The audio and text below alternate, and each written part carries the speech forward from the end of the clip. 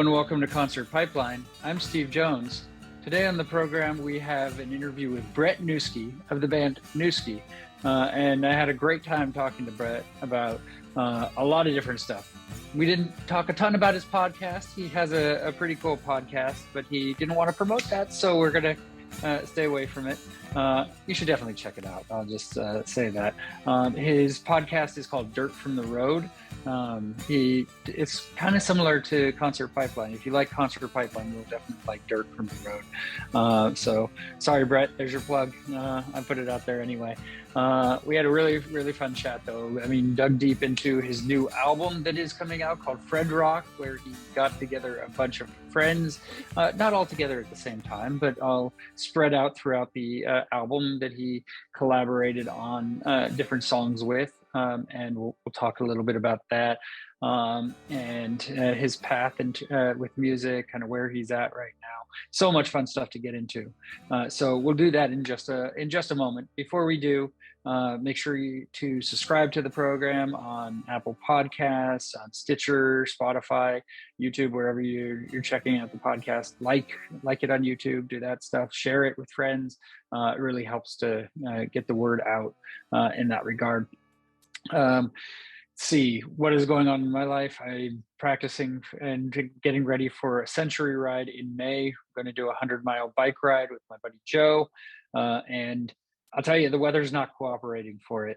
It's a challenge. It is a challenge to work through the weather stuff, because on weekends it decides to rain here, and then we're like, oh gosh, how are we going to get out? You know, we don't want to be biking in the rain. I mean, we could bike in the rain, but we're also trying to work in some hills as well, and there's an area in Napa that we really like to bike that has a really steep incline, and then we zoom down it on the way back. That's a lot of fun, but don't want to be doing that if the road is slick, so we can't hit that area. So we're kind of trying to leverage where we're going to be biking, but we made a commitment to get out for a ride this weekend.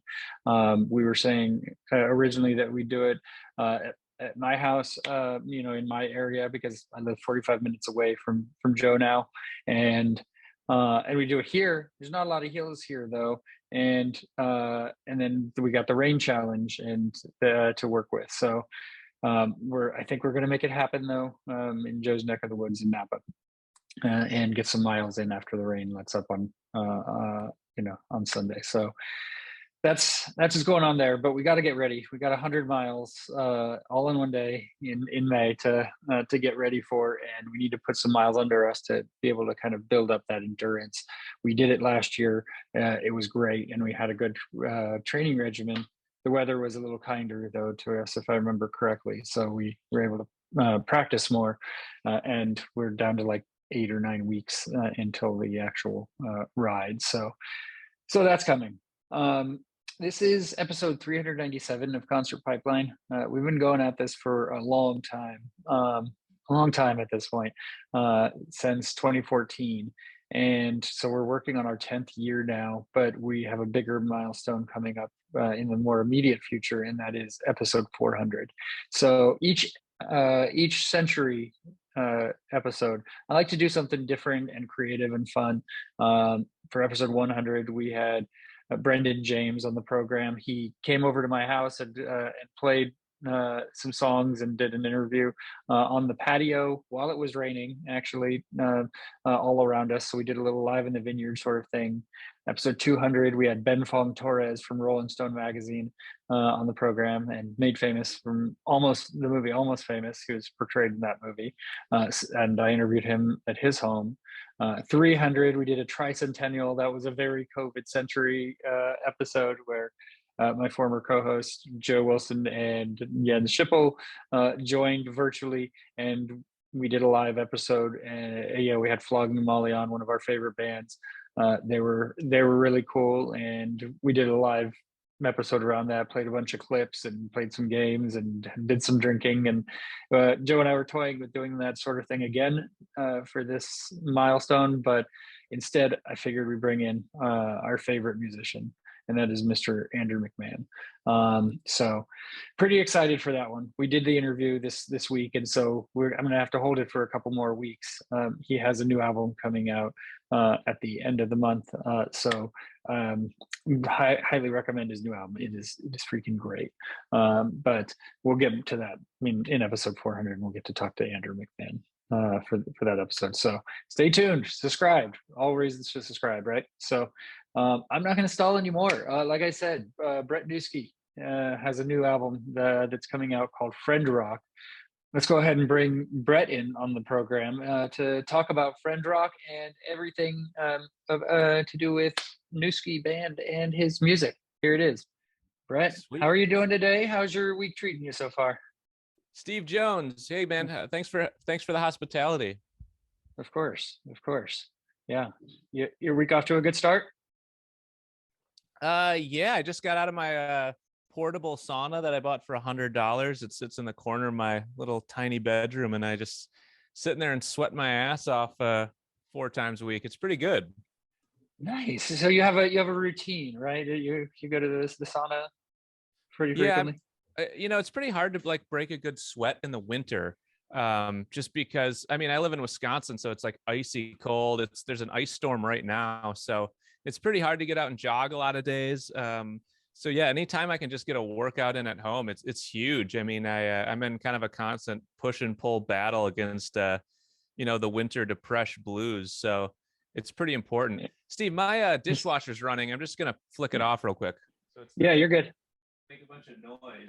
There we go. Okay, got it. Okay, we're good. We're clear. As you were.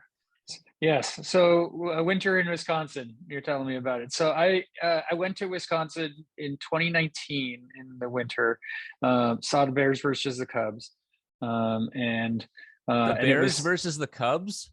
No, sorry, wrong sport. That would be an awesome match. That'd be a good at Lambeau Field. Bears versus the Packers. Sorry. Yeah. Okay. There you go. You're like, thank you for correcting me. I didn't even catch it when I said it. You're like, interesting. That'd be worth money. That'd be a good ticket, It would be, yeah, and they had many baskets, so they scored. It was great. No, nice. It was 7 degrees and it was cold. So as I said, I'm from California and we don't play that game. So, but it was an awesome game still, and it was a great trip. So hell yeah, beautiful. Yeah. But have you lived in Wisconsin your whole life? No, I lived in Asia for a couple of years in Vietnam, and I lived in and yeah, that's it. And then I lived in Madison, Wisconsin, and Milwaukee, Wisconsin.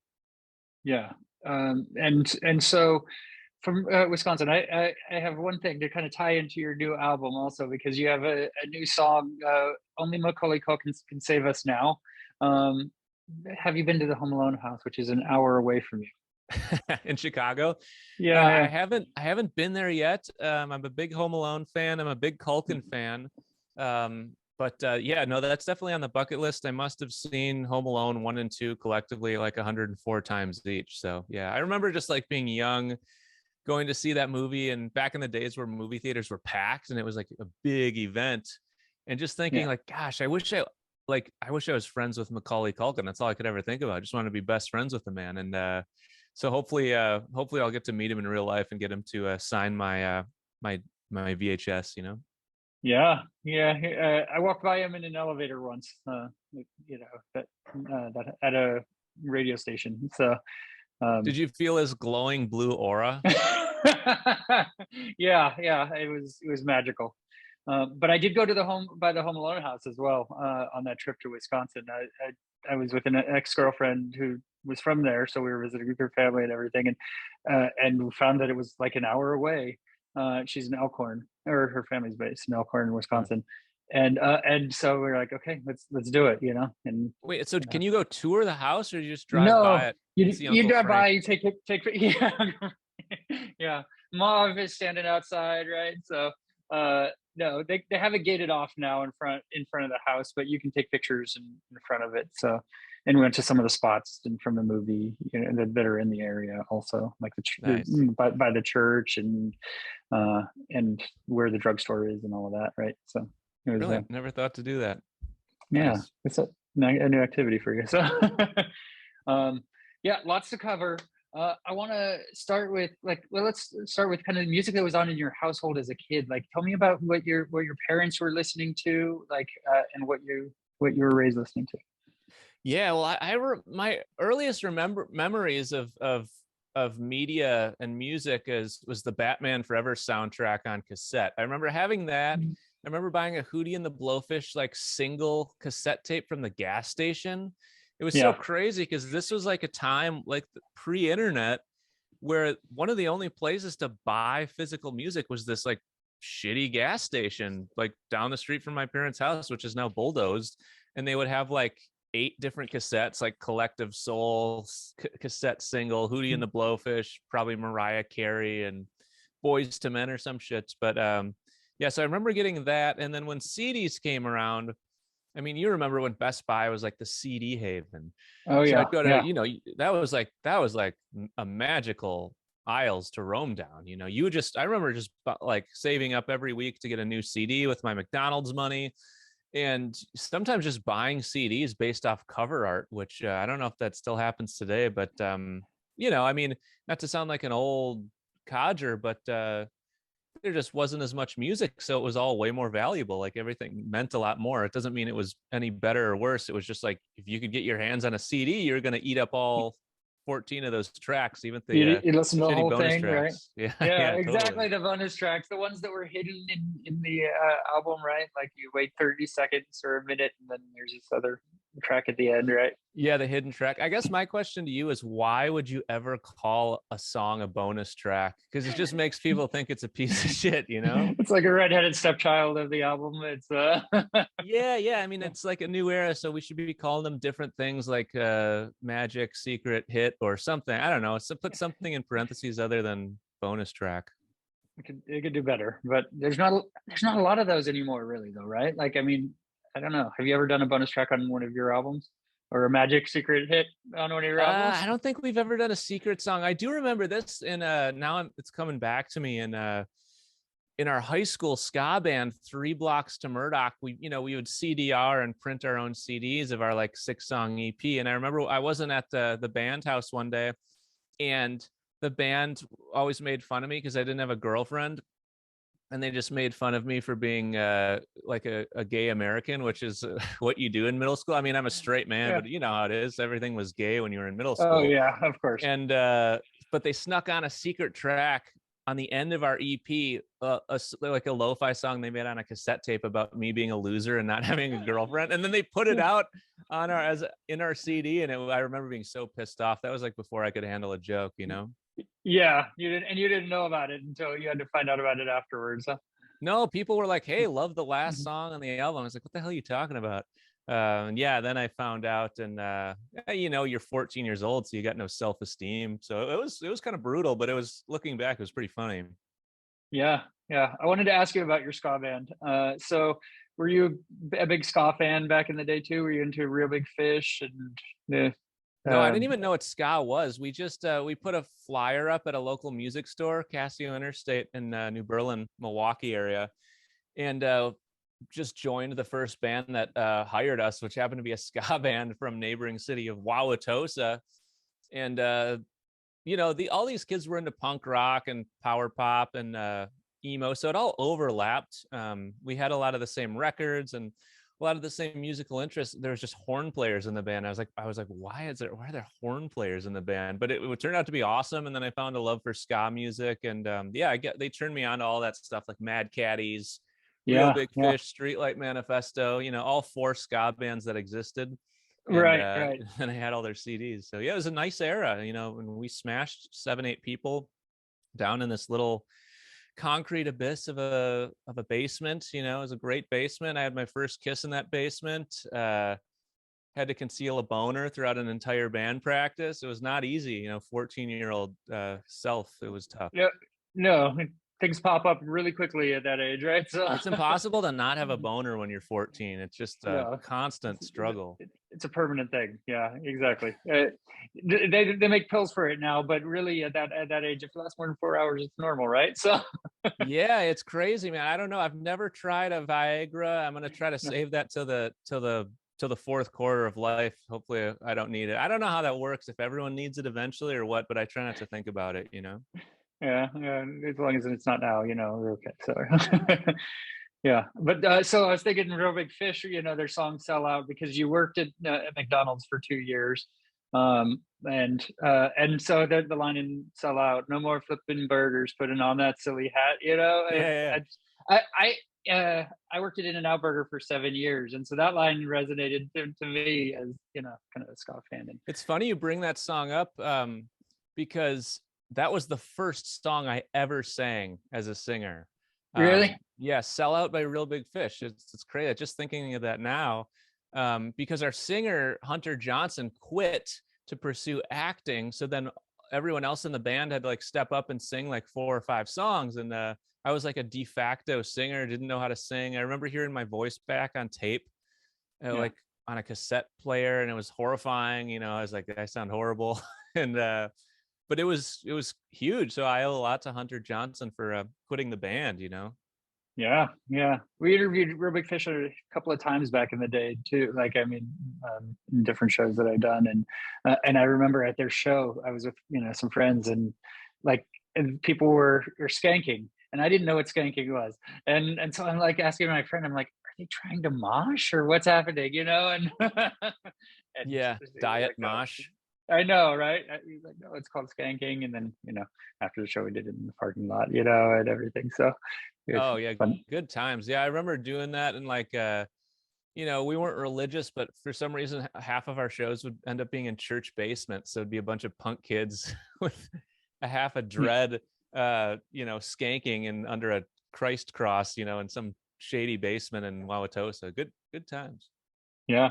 So how long did you have the ska band before you went to your next band? So we were a band from age 14 to 17, pretty much a lot of high school. And then we did like a reunion show a year after college, which felt so weird. Um, and we kind of kept in touch for a few years after school, but everyone just lost touch for the most part. And then after that, I went to University of Wisconsin Eau Claire. I had like a 90s bar band. I was only 18 when I put it together, so we couldn't actually play in a lot of the venues or Yeah. bars. We could sneak in one or two, and for the most part, we just like got drunk and had what we called party practices, where we just would drink a box of wine and play 90s covers, and it was a great time. Um, so yeah, it was kind of a long, slow trajectory and figuring it out, but it was all 90s kind of alternative jangle pop. What is this genre called? Power pop, modern power pop, Yeah. permanent wave. All these kind of genre names are my favorite kind of music growing up as a little kid. I asked my pops why he didn't have Beatles records around, because that would have probably been pretty useful to have as a songwriter. But he said he worked at a classic rock radio station, so he was so burnt out on Beatles by the time I was born, he just didn't have any of their records. So Oh God, we I couldn't got give into you the like a good lot good of stuff. 90s stuff together, like a lot of great Wuss Rock and Better Than Ezra and Gin Blossoms, Yeah. great stuff. So Stone Temple Pilots, Beck, all that kind of stuff was big for me. Oh, for sure, for sure. I mean, we're about the same age. I'm a couple years older, so I grew up on a lot of the same stuff that, Nice. that you did. So, So you've been in uh, music journalism for like a long time, eh? I started interviewing bands when I was like 18. You mentioned Better Than Ezra. They were like our first band interview that I ever did for any of my Nice. shows, So, Nice. yeah, What was that for? What publication? I just did public access TV shows to start out with friends, just to, That's awesome. I was always interested in the creative part and TV production. I went to school for TV production and all of that. And then so it's just this thing that's been with me forever, interviewing bands. And I mean, I've taken breaks, from it, but it's always this thing that's kind of come back and I enjoy doing, So Yeah. Here's a question for you, Steve. Don't you like? I've been running a podcast for about 2 years, just kind of yeah. interviewing bands on their weirdest road moments and biggest meltdowns and stuff like that. Um, what do you like? Sometimes I find like music journalism to be like, how do you throw curveballs at bands so they're not asked the same question as they've been asked like 1,000 times? Like Do you have like a go-to question if you're like struggling and trying to get something out of them and it's just a tough interview? Like, what's a good curveball question, maybe not even related to music? So it's funny you ask that.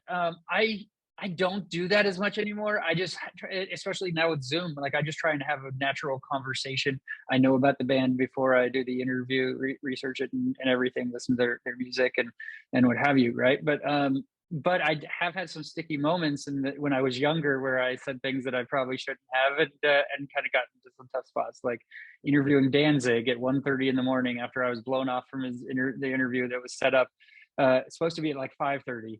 I was not Yeah. having a great day either. I got locked out of my car and had to get roommates to bring me my keys, my cell phone, which was not. I mean, this is 2005 era, right? So before the iPhone even existed, it was Yeah. like dead on its last bar. I made the interview finally happen at 1:30 in the morning. So I was a little irritable, but so I asked Danzig, uh, about the misfits going on without him, and he's like, well, they didn't, and I'm not the biggest Misfits fan, but I'm like pretty sure that they did, Yeah. and I'm like, well, but they did, right? Like what they did. He's like, no, they didn't. You were smart. Now you're pretty dumb. And he's a small guy, but he was definitely more built than me back then, especially, right? And Yeah. I'm on his tour bus, and so, and that happened like a day after Jared Leto kicked my video camera, for 30 seconds. It was a tough week that week, but So were you throwing him hardball questions, I I Jared didn't think that Leto? was. Oh, so Jared's situation was different. Like I interviewed 30 Seconds to Mars. He didn't show up for the interview. Supposedly he was having lunch with his mom or something. Fine, not all the band members show up. I don't even care. I interviewed his brother, who's a drummer, and the rest of the band on their tour bus and everything. And so I was cleared to shoot video of their set through the publicist, through the tour manager, the promoter at the venue. I knew I'd worked with her a bunch, right, in different capacities, and he during the songs, like he flips me off and then does like a cut motion, and I thought he was just like playing for the camera and what have you. And then Yeah. he comes over and puts his boot to the side of the camera, and then I'm like, oh, okay. And then the promoter pulls me. She's like, what happened? And then I don't know. And then it went from there like I did something that in my 20s that I probably shouldn't have at that point, right? Where I gave the footage to a friend and he edited together, and like it was during their song Attack, and he made it into a video when B-list celebrities attack, Okay. and it got onto a Perez Hilton type site, Yeah. and blew up my MySpace and all of that, right? So uh so I Well, he was must have more been event. doing that on purpose. Like it sounds I like mean, it sounds like he was I, playing for the camera or something.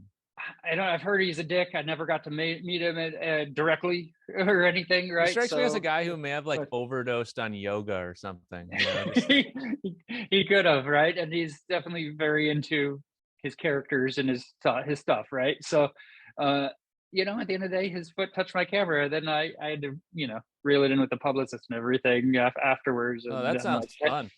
I took the video off fine and all of that, but I was like, you do the crime, you do the time, right? So, Yeah. Yeah. Yeah. uh, Totally. No, that's fair. I mean, so, yeah, put that but up. I don't go for hard hitting questions anymore, though. I mean, really, I just want to connect and get to know the music and have these conversations and hear Yeah. Yeah. Sure. stories and everything. Sure. So yeah, Do I you mean, think but you I've can? Do you think you can overdose on yoga? This is a theory I have because it's like to the point where like you just zen out so hard and you find so much peace that other human beings are just a complete nuisance and you're like you no longer relate to anyone on earth and you punt their camera or you know what, I think that's a real thing that happens to people. you're on a level that other people are just wouldn't even understand, right? Like you're just on a you different you can plane, just, I right? swear you can just meditate your way straight off the goddamn planet if you It, if it, you do it too it, much. it's like Chris Farley and Beverly Hills Ninja, where you're just floating through the air and everything, right? Like, yeah. Yeah, I don't know. I don't know if it's advanced or what, but yeah, it seems possible, especially in this day and age where the new age kind of mysticism is becoming kind of mainstream, and you get points for it. People are like, wow, look at how zen this person is, and then you overdose on yoga. Yeah, yeah. Well, you mentioned your podcast. I do want to talk about your podcast. I've listened to a handful of episodes, and Oh, uh, cool. and and it seems like something you started when COVID hit. Is that fair? Yeah, Dirt from the Road started, pretty much at the top of COVID, just as kind of an experiment, and ended up kind of being a runaway kind of wagon of fun times for me. So I just kind of kept it going. But I don't know. It's I kind of wonder about the world of podcasting and the infinity of it all. And I try not to think about how much content there is in the world or how much music or because it just, if you zoom out too much on the big picture, everything just seems so minuscule and irrelevant. And I guess we are kind of all irrelevant, but I don't know what I'm trying to say other than like we don't have to plug my podcast. It's all good. Yeah, but you did mention the name if people want to go back and hear. Let's plug your podcast. Okay, so everybody should listen to or watch Concert Pipeline. I think they already are if they're watching. Who's the funniest? Who's like the funniest guest you've ever had on? Ted Nugent was the funniest. Nice. Straight up, musical guests. I've interviewed a couple comedians, but Ted Nugent, on the musical sense was, I mean, talking about how he's like going to defecate down my neck through his performance and that night, and it's, just his his words that he used, whether you agree with him or not, on any political level, right? Like I mean, it was just the most interesting half hour of my interviewing life. Nice. I'll have to check some of his interviews. Who is like the most mentally insane in your opinion? Mentally insane. I don't know. I haven't. Let me see. Oh, or... Glassjaw. The Glassjaw guy. The guy from Glassjaw was. I mean, he was pretty. I don't know. He's pretty out there mentally, from a mental sense. I remember that one being. He seemed pretty depressed. Did you ever talk to Henry Rollins? I never got a chance to talk to it, but I heard your interview with Frank Turner about you being a Henry Rollins fan. Oh yeah, big time. But we're not talking about your podcast. We're not here to talk about you. So I appreciate you're like interviewing me through this. This is great. You're a good interviewer. Thanks. Yeah, but I've checked out your stuff too. So, no, I didn't get a chance to interview Henry Rollins. Never went down there. But I didn't grow up on Black Flag really as much. No, neither did I. I never listened to any of that like really grungy lo-fi, early punk, but I really fell in love with him as a writer, and like his tour journals and stuff, which I find very inspiring. Like I've been really obsessed with both Rollins and like Hunter S. Thompson at the moment, and just like the way they write. And I mean, they kind of both kind of hit those themes of like drifterism and like weirdoism and like lonerism quite a lot, which I relate to. I mean, they're different kinds of writers, but I just love the way they write about travel. And Rollins is just so to the point, not even grammatically correct a lot of the time, but it's just really easy and fast to digest. And then Hunter S. Thompson just has such a kooky brain. And, so many writers, so many brilliant writers, I think, get carried away with their like flaunting their vocabulary and stuff, to the point where like, the common citizen or reader can't really swallow it all down. But I feel like for the most part, when Hunter S. Thompson is on the money, it is like his vocabulary is amazing and it's used like so gracefully and tastefully. And those two guys have been really inspiring to read a lot of lately. Yeah, I need to read some of Hunter S. Thompson. I'm actually reading a little bit about Hunter S. Thompson because I'm reading Jan Werner's, I don't know if it's a biography or memoir, whatever he calls it, but he created Rolling Stone. Yeah. And it's like a 500-page epic. I mean, it's huge, right? And so I'm working my way through all his stories, and with Rolling Stone, and Hunter is a part of that, of course. And so I want to kind of get into some of his stuff. Yeah, I mean, I would start. I think Rum Diary is like his best book that I've read so far. I haven't read it all, but yeah, great stuff. I mean, I usually skip over his political writings on the political trail, because politics don't kind of strike my fire too much recently, and also, it's like talking about Reagan and Nixon, like guys that are long dead. So, yeah. Anyway, yeah. We're about to move to Barenaked Ladies, right? And your affinity for them as you grew up and how they've impacted you. And I'm interested with Barenaked Ladies in particular. And you're asking the questions that people don't normally ask.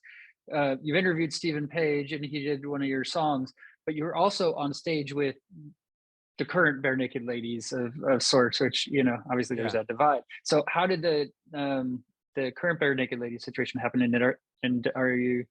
Yeah, tell me about that first. Yeah. So I did a tour with Violent Femmes 5 or 6 years ago.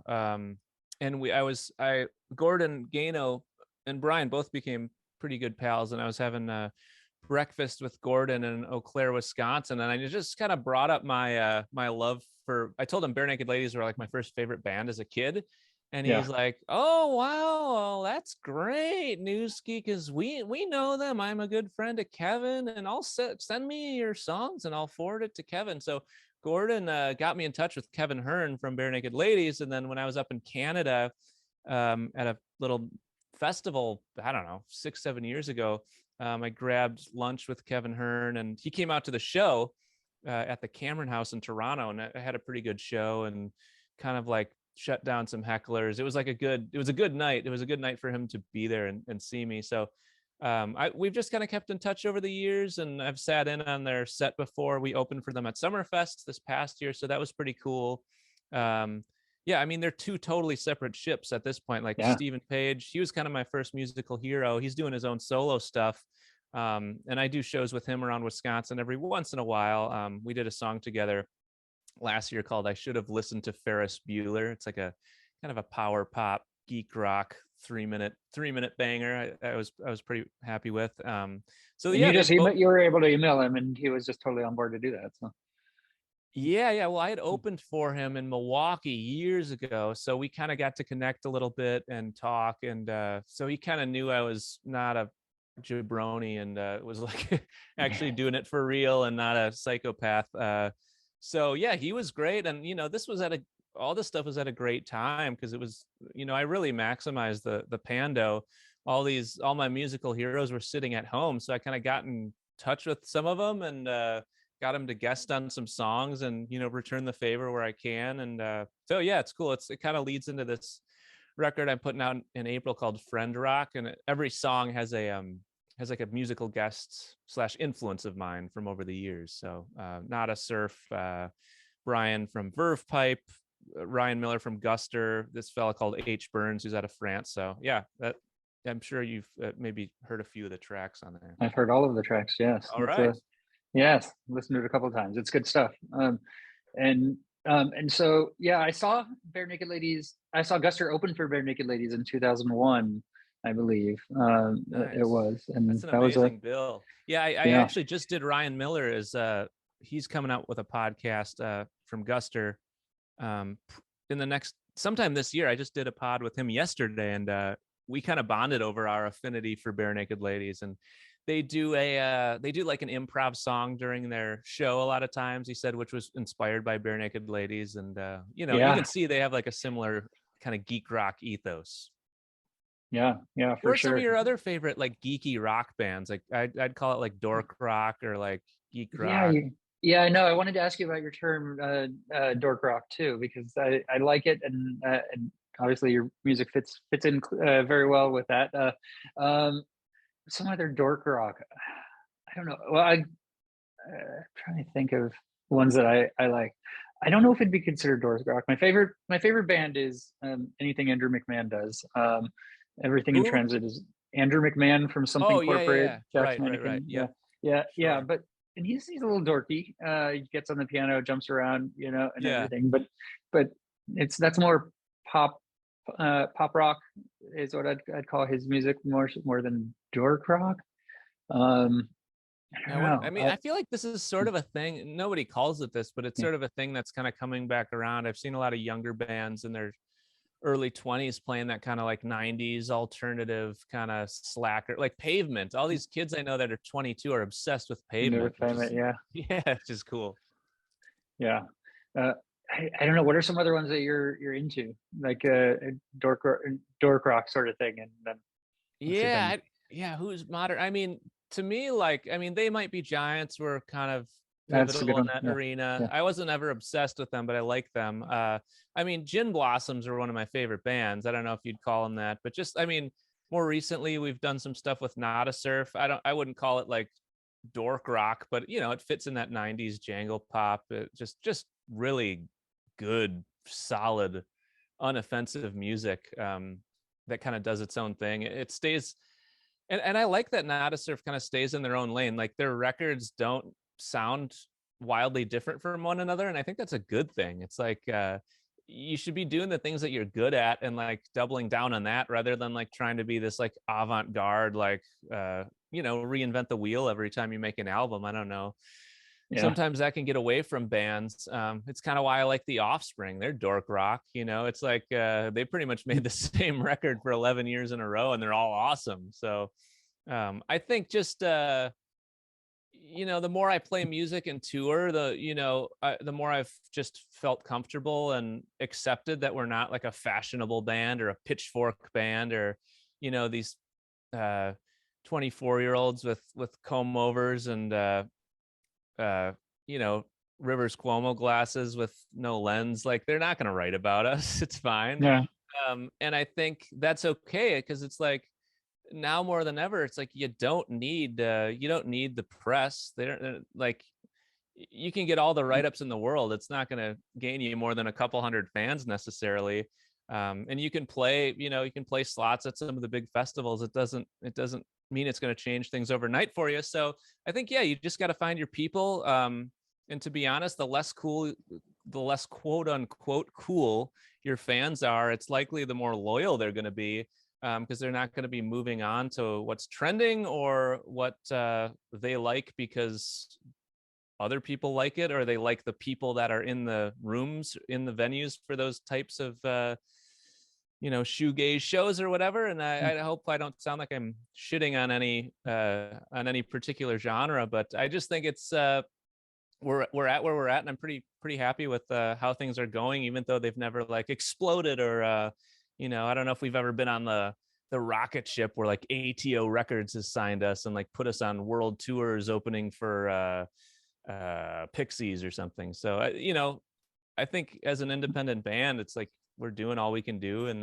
that's got to be good enough. Otherwise, we'll drive ourselves insane. Yeah. Did you ever have a dream of like getting signed to like a major label? Is that one of the things you'd like to see happen at some point, or do you like the part of where you have control over your music and kind of what you do? Yeah, I mean, I've signed like indie record deals with small labels, but as far as like, yeah, like a bigger powerhouse label, yeah, of course. I mean, that would be great. It's I don't expect anything from anyone. Like my expectations are pretty realistic, and I think we've had advocates in the music industry that have pitched us to their friends at some of these bigger indie labels, and they've been really backed us and been like, hey, you guys should sign these guys.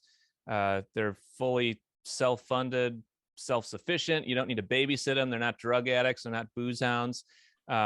But cool labels, they don't want to hear about your music through someone else. They want to find it on their own. So that's never panned out, and it's fine. I mean, if Sub Pop or one of these legends wants to release one of our records, great. But I expect I just expect us to keep going on our own steam, and that's just kind of how the world is. If especially in this day and age, if someone wants to help, great. I'm honored you're interested in us. But people are also super busy, and their money's tight for everyone. Time is thin. Stuff moves fast, so Yeah. we just got to keep making good decisions and move on. Like it's we can't get bummed out if Merge Records doesn't get back to us, or we just got to keep going. It doesn't matter. It's all good.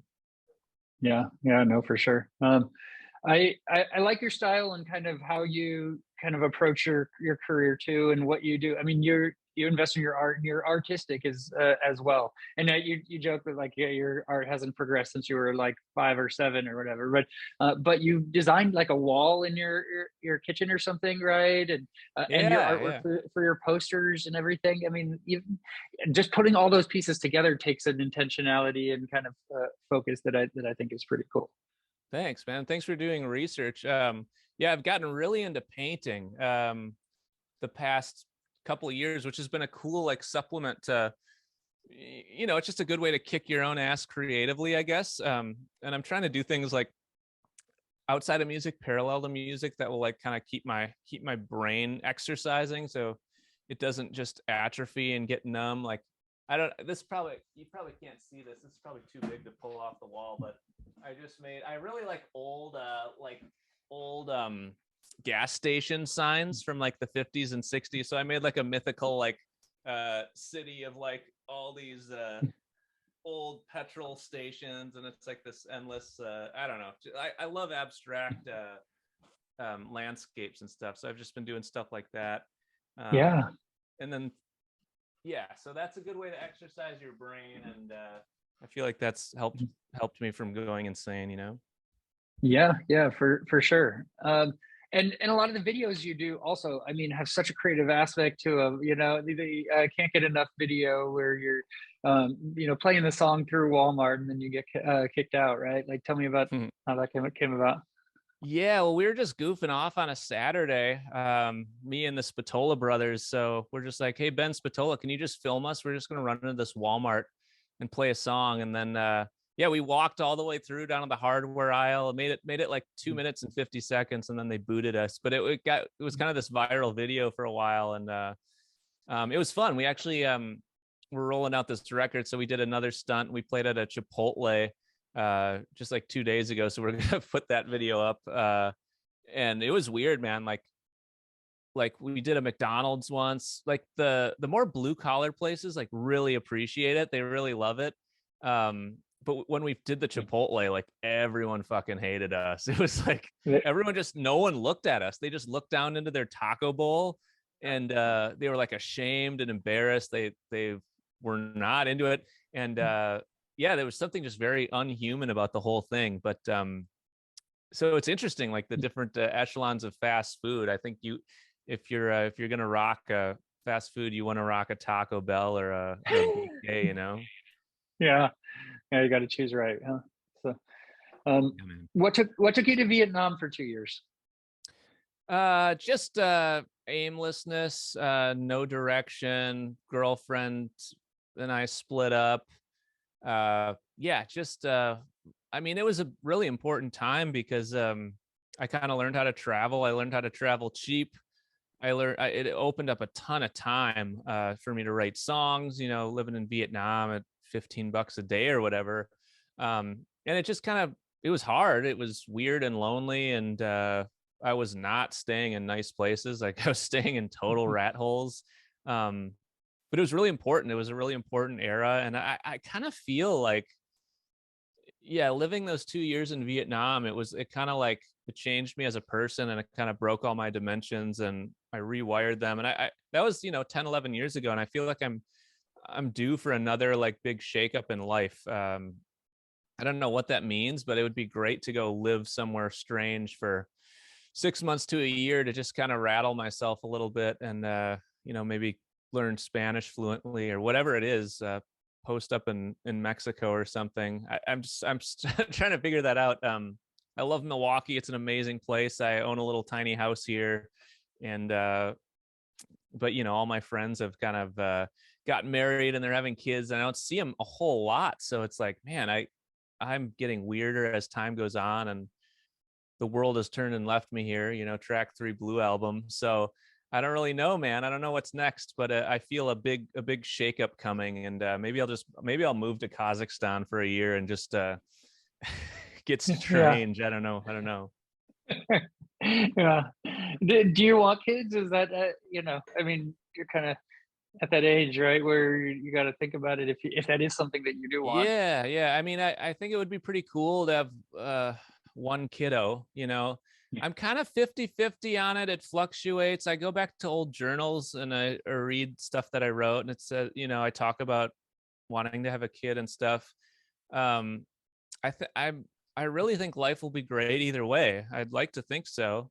I love being able to make art full time. It's a total dream. It's a total privilege. And I know, I mean, my buddy Jeremy was like, hey, he's from Michigan. He goes, hey, bud, if you have a kid, your career is over, bud. So I know he's busting my chops, but there's maybe some truth to that. So yeah, I don't know, man. It's a weird time. I'd like to milk it a little longer and not go for it quite yet. I feel a little confused in romantic life, and personal life as far as what comes next, because it's just it's become such a great spot I'm in as a creative person. I've worked my ball sack off to get here, where if we want to take a tour in Mexico next month, we could do it. Or if we want to if I want to post up and work from I don't know, Cape Town in the fall, it's all doable. um but yeah, you sacrifice a lot in that too. You sacrifice your romantic relationships. I haven't had like a girlfriend in like 2 years, 2.5 years, and that Yeah. is that's often a nice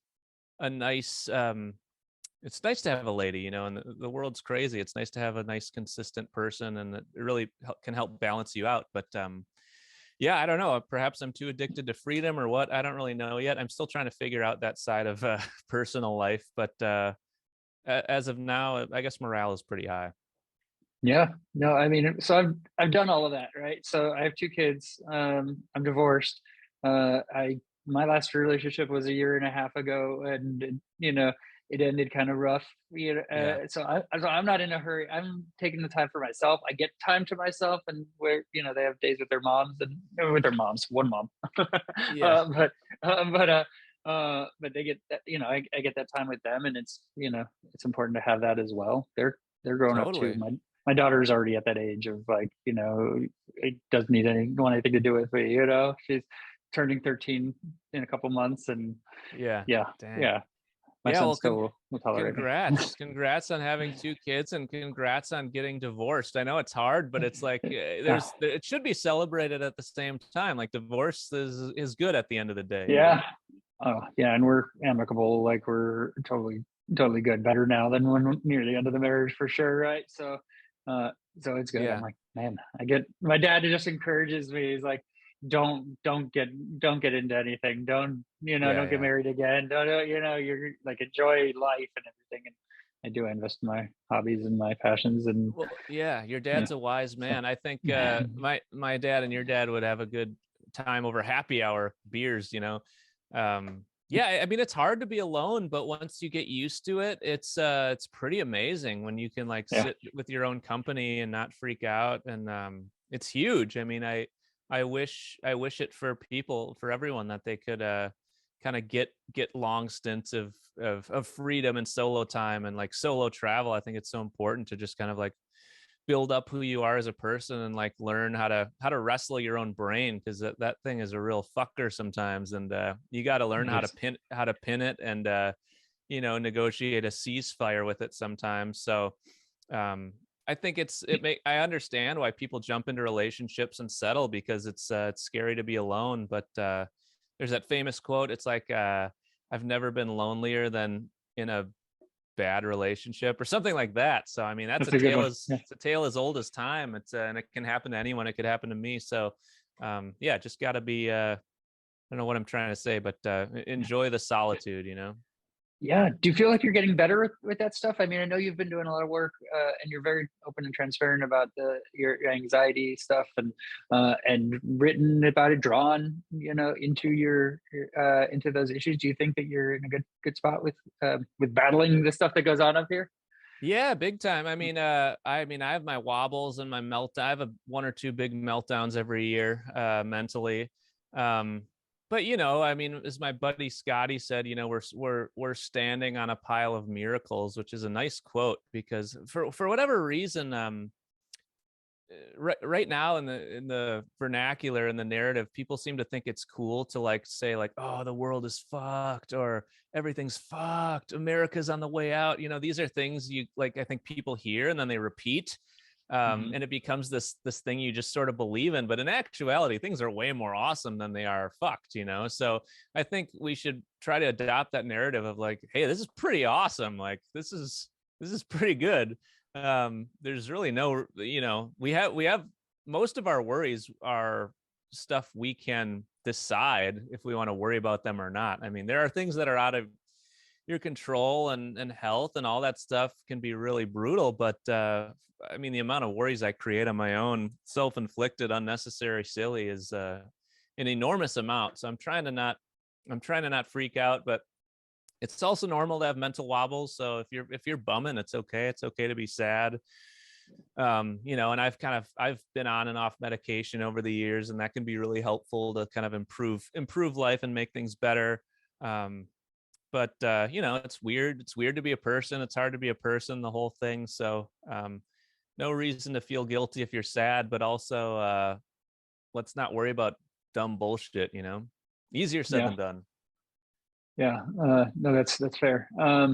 So with the new album, you're getting on the road. You got a tour, and you're headed out west, but no California dates. I noticed. So what does the Yeah, tour look like that's for you? And far. will it expand a little bit further?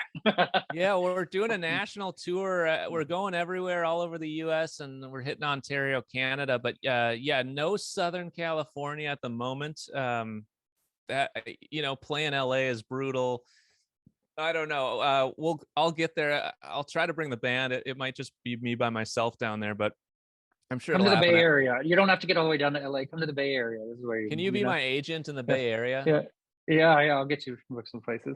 All right, sweet. Yeah, I love California. So it'd be great to come back and smoke some of your freedom.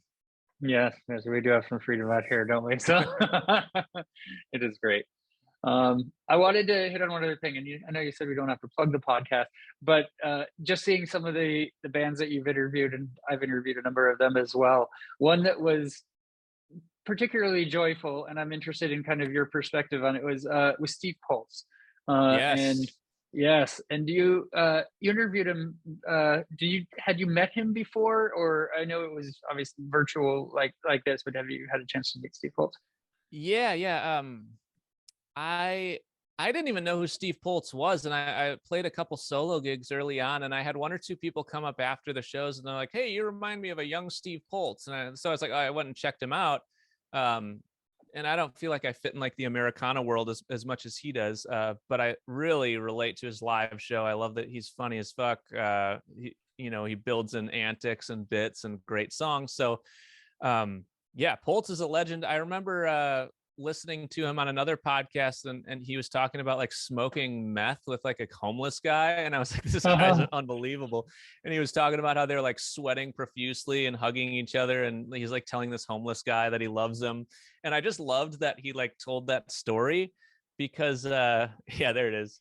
I There's a love Steve that he's Paulson, and that's it. brilliant, because it's like, Yeah.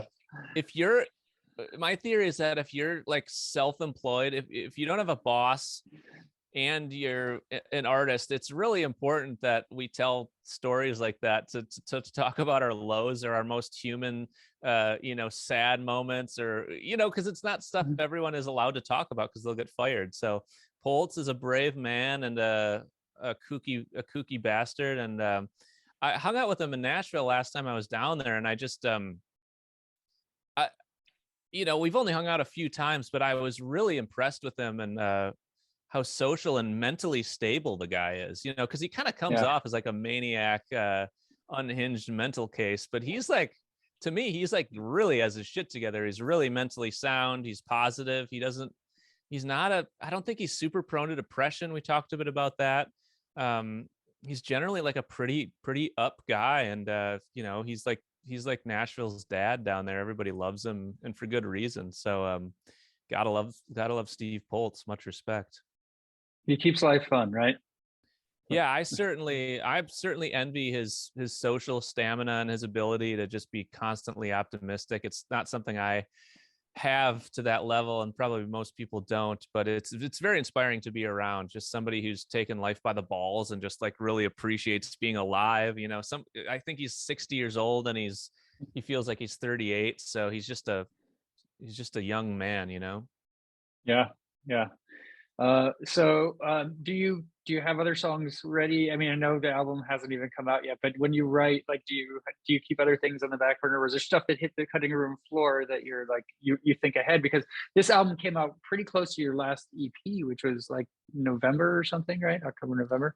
Yeah, I'm always writing songs. I usually have a record in the can, or at this point, like the Pando, we stockpiled a bunch of studio recordings. Like I have a whole nother record recorded.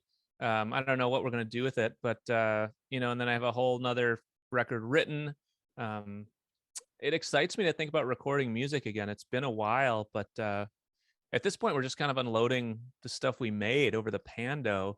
And yeah, we're gonna tour our balls off in the spring. So we'll probably be coming to your city as long as you don't live in LA. We'll be No, there. I don't. So yeah, Yeah, you don't have to come to LA. So come out to the Bay, and it'd be great to see you. So I'd yeah, be honored to play the Bay, my dude. yeah. Well, Brett, thank you for taking the time today. Appreciate it. And Yeah, Steve, uh, you're awesome, dude. I really appreciate you. And sounds like we got a lot of musical taste overlap. And thanks for listening to me motor mouth over here.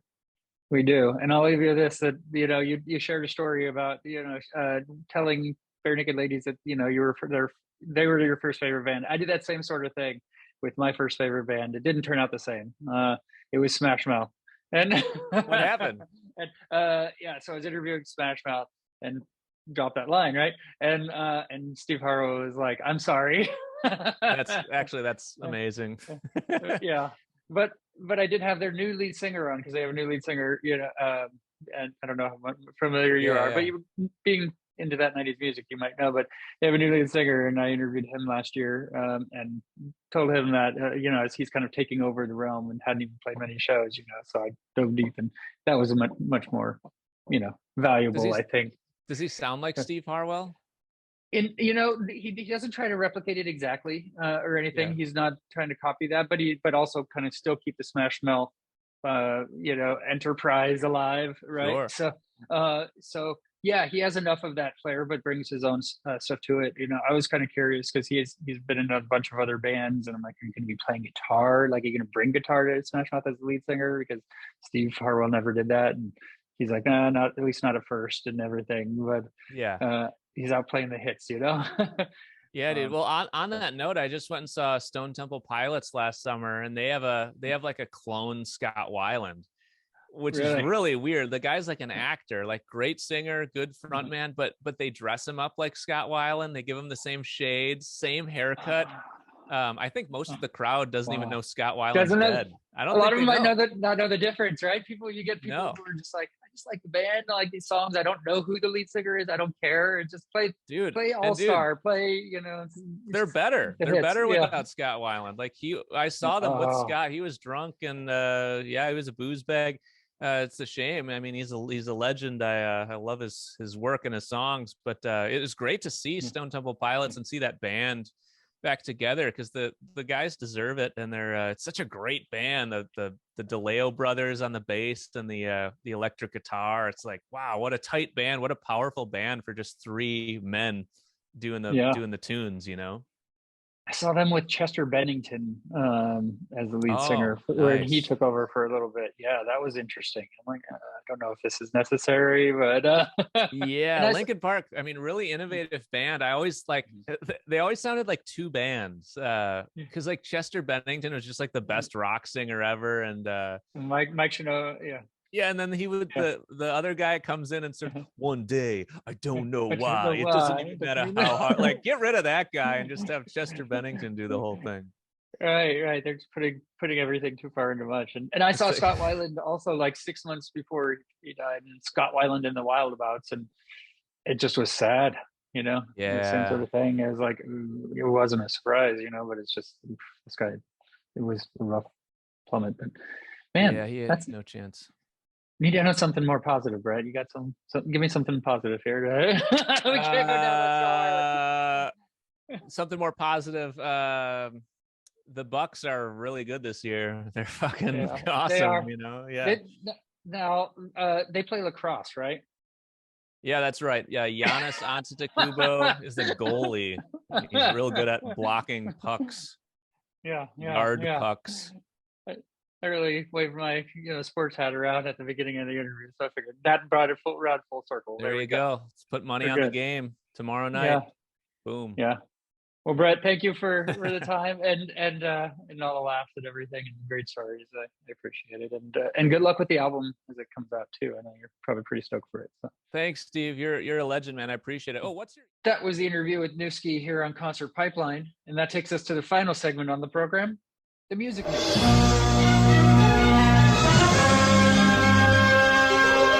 I have a couple stories to wind that. We'll hit some of the headlines. So I'll try and get through them kind of quick. I meant to prepare for this, but I'm going to get up. So first story up is about U2. They put out a new take on their song "Beautiful Day" and from the year 2000. Can't believe it was that long ago. It's crazy. I saw them on the tour for that album. I think the Elevation tour. But that was like 2001, and taken from their forthcoming album, Songs of Surrender. The record, which will be released on March 17th, St. Paddy's Day, we'll see the Irish band re-record 40 songs from across their back catalog, reworking and reimagining them in the process. And so they did a new version of Beautiful Day. And Bono's vocal performance finds new dynamics and emotion. You can check the version of that song out online. Bono also has a book out called Surrender, 40 songs, one story. And it is a very thick book, very thick, many, many pages. And I like to read memoirs and stories from musical artists and people that I respect. So I picked this one up from the library, and I'm trying to get through it. There's a lot to read. So I need to spend some more time with it, but I got a lot going on. So I'm going to dig into that a little bit as well. So first story, Roger Waters has shared a first snippet of The Dark Side of the Moon re-recordings. We're speaking of re-recordings.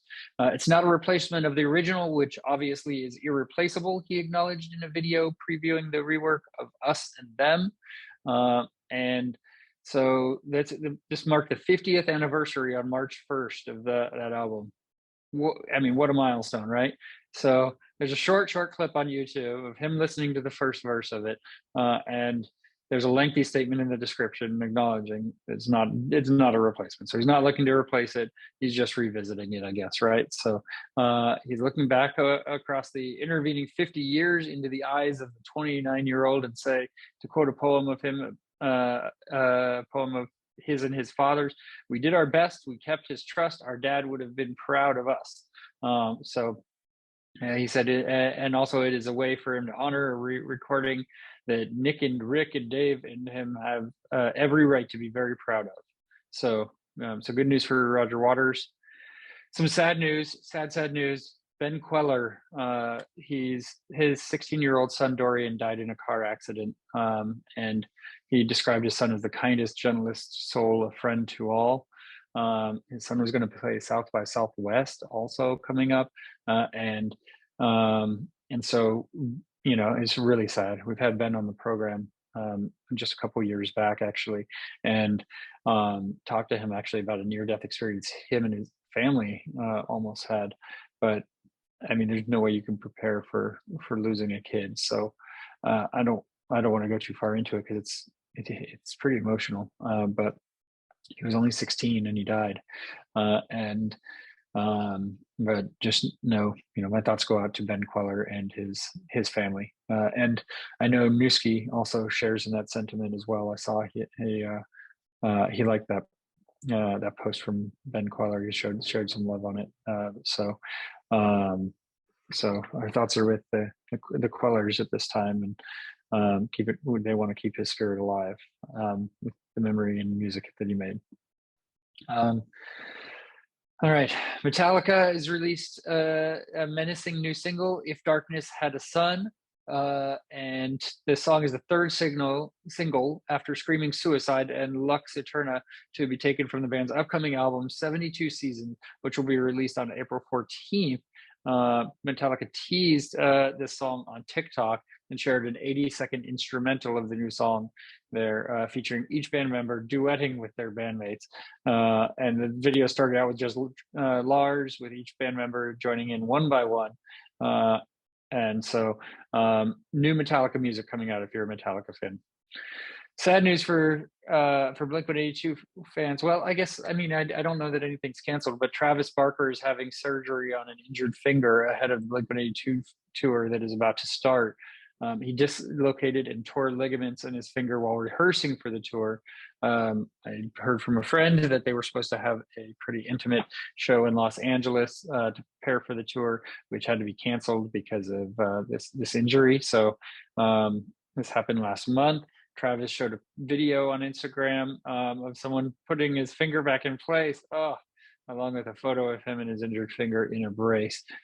So good thoughts to Travis Barker as well. I mean, he's a badass. He's going to get after it. Nothing's going to stop him, I know. But Barber. Okay, but hopefully it doesn't affect the tour, right? So, all right, last story here is has to do with Dave Grohl, who we try and talk about every episode if we can. At the end of the program, he smoked barbecue during the storm to help feed 450 homeless people in Los Angeles. And so he spent a lot of time doing it. And so he showed up at Hope the Mission on February 22nd with a number of his friends and barbecue smokers in tow to support the mission's shelters. He provided the food and the time and got caught cooking over 24 hours in the middle of the storm last week. He just made up some great barbecue. He's got a barbecue joint and he's all about it, right? So he stayed to serve his food to all our participants and the Trebek Center at the Trebek Center in the Northwest San Fernando Valley, and just cooked a bunch of dinners, right? And he let's see here, Chief CEO and founder Ken Croft and Rowan Van Sleeve, mission president and chief financial officer, kept busy as well, running 350 miles from Las Vegas to Los Angeles in an effort to fundraise the $350,000 needed to open their next 3 family shelters. So they were running for a good cause, and Dave was cooking for a good cause. So that is our show for today. So thank you for tuning into Concert Pipeline. Really appreciate it. Next week on the program, we have Joanne Shaw Taylor. I had a great chat with her. We're going to bring that to you next week. So for all of us here at Concert Pipeline, I'm Steve Jones. We'll catch you next time.